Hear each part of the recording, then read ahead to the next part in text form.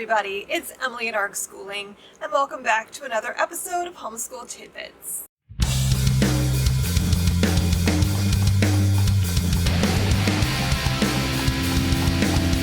Welcome to Build Your Library's Homeschool Tidbits. Today we're going to be doing episode 28, Tips for Avoiding Homeschool Burnout.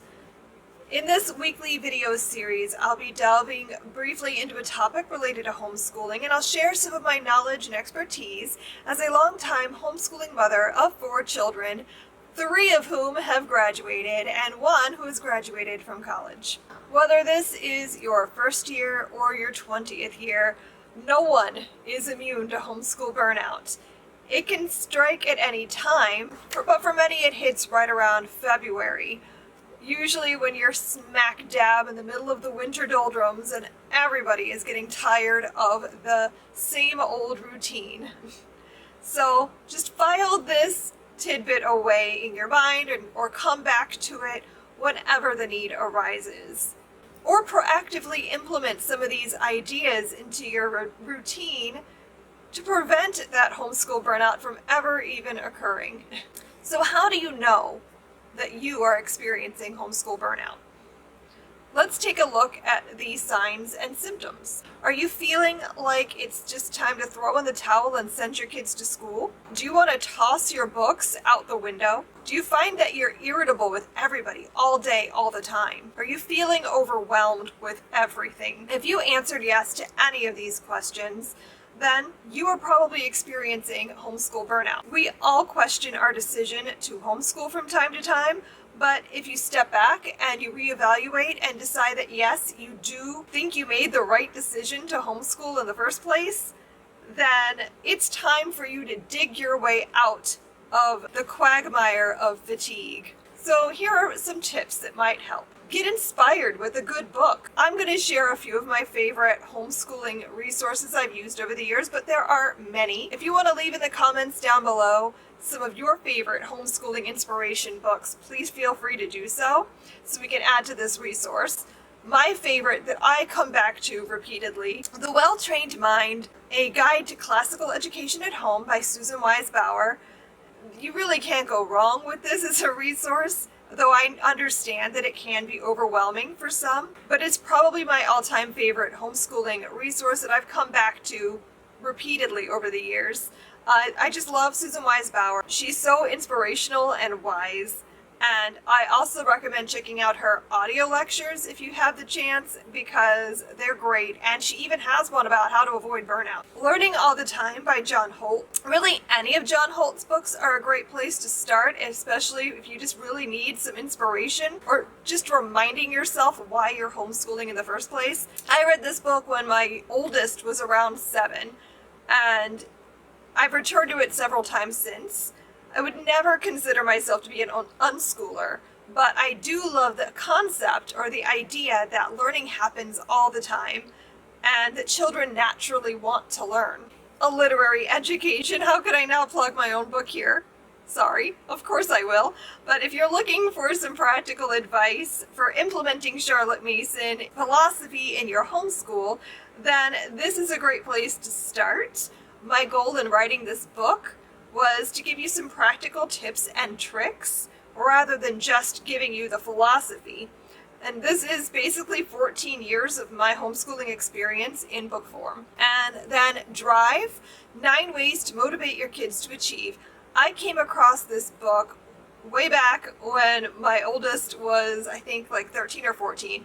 And I was looking for a way to inspire her to be more motivated about her education. This book is filled with some really great ideas and tips on how to help your children become more motivated and inspired to take more of a lead in their education. I've read this book a few times over the years, and I always find it really inspiring. My next tip is to just change up your academic routine. Sometimes burnout happens because you've gotten yourself into a homeschooling rut. Now, you could try changing things up with a unit study or one of our lit bites. Build Your Library has several to choose from. These can be great because they give you an opportunity to just do something different and new. and change up your routine. Then when you return back to your regular routine, it will feel fresh again. Or why not do something really crazy and fun? You could host your own readathon where you spend a whole day or even a whole week just reading and really enjoying books again. Curl up with blankets, make some hot chocolate and fun snacks at charcuterie board. Grab your piles of books and just enjoy. Maybe you could add some challenges to make it more exciting. It could be something as simple as read a blue book or read a book that has the word tree in the title. If you need some inspiration for coming up with ideas for prompts, we have our annual Build Your Library reading challenges. We've been doing them for 4 years now, so we have many that you can come back to and check out if you just need some ideas for prompts. Maybe you've gotten behind in a subject.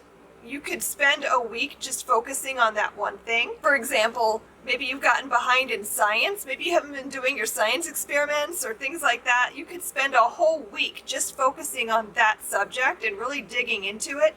Maybe it's art, maybe it's history. My kids love when we do something like that because it feels like we're doing some kind of fun, crazy thing when really we're just playing catch up on our lesson plans that we've gotten behind on. My next tip is to get out of the house. If it's warm weather, maybe this isn't a big deal for you, but if you live in a place that gets cold in the winter, like I do, it can start to feel a little bit like you're trapped when it's too cold out to do much. So try to plan something where you can get outside, go on a field trip, do something outdoors. Even if you just take a walk, get a little exercise and fresh air, even when there's snow and cold, because even just that little bit of outside time can do wonders for your outlook on life, especially if you've been cooped up for a long winter. Plan an educational field trip or like a mini vacation, something that you can do that will breathe life into your routine. Just knowing that you have something fun on the horizon can pull you right out of those doldrums. Remember to take care of you. Sometimes burnout has nothing to do with homeschooling, but rather a lack of paying attention to your own needs. Ask me how I know. When you spend all of your time doing things for everybody else, like planning lessons, cooking meals, running kids back and forth to activities, you can get lost in the shuffle. Do something just for you. Get a haircut, spend some time alone. Go to the bookstore and just be there for a little while alone. That can almost feel like a vacation sometimes, can't it? Take a relaxing bath. Eat some chocolate. I'm convinced all problems can in fact be solved with chocolate. Be sure that you're taking care of you. Drink enough water. Eat well. Get enough sleep. And try to fit in a little exercise. I'm saying this as much to myself as I am to you. When you take care of yourself, you'll have the energy to face everything else. Clean something. I know that sounds counterproductive because if you're burnt out, you're probably too tired and overwhelmed to even think about doing a chore. But seriously, if you can just pick a spot that you are going to see on a daily basis, maybe it's your kitchen counters, maybe it's your office, maybe it's your living room. If you can just get that one spot really cleaned up and organized, it will become a bit of an oasis for you. And having that one spot in your home that is just like exactly the way you want it to be, it'll make you feel better and it'll give you the energy to tackle anything else that comes your way.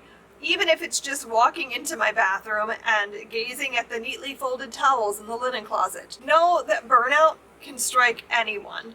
So it's not just you going through this. Even the most enthusiastic among us can get struck with burnout. Having some tricks up your sleeve can alleviate things before they get to the point where you're just ready to throw in the towel and quit this whole homeschooling thing entirely. Sometimes just knowing you're not alone can be enough to pull you out of the doldrums. Find a community of like-minded parents that you can talk to. Did you know that there are Build Your Library groups on Facebook? You can join the Build Your Library Families group to get inspiration about using this particular curriculum and chat with other parents who are doing the same. There's also subgroups for different grade levels and such. They're all linked on our Build Your Library support page that I will link down below in the description box. The code for this month's Build Your Library giveaway is No Burn. If you found this video helpful, I hope you'll check out Build Your Library curriculum. Build Your Library is a secular, literature-rich homeschool curriculum inspired by Charlotte Mason's philosophy of education. Based on nearly 20 years of homeschooling, I created the curriculum that I wish I'd had when I first started homeschooling.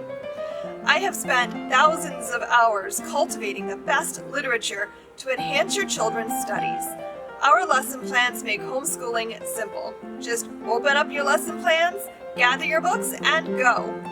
Our easy-to-use lesson plans include everything you need to homeschool. Just add math. Choose from our full-year K-12 levels, fun topical unit studies, and our newest product, Lit Bites. With Build Your Library, you will cultivate a home library filled with captivating literature, and you'll raise children who become lifelong learners. So snuggle up with our lesson plans and a good book or 3 and have your best homeschool year ever. I hope you found this tidbit to be helpful. Come back next week for more homeschooling inspiration. Until then, happy reading. Bye.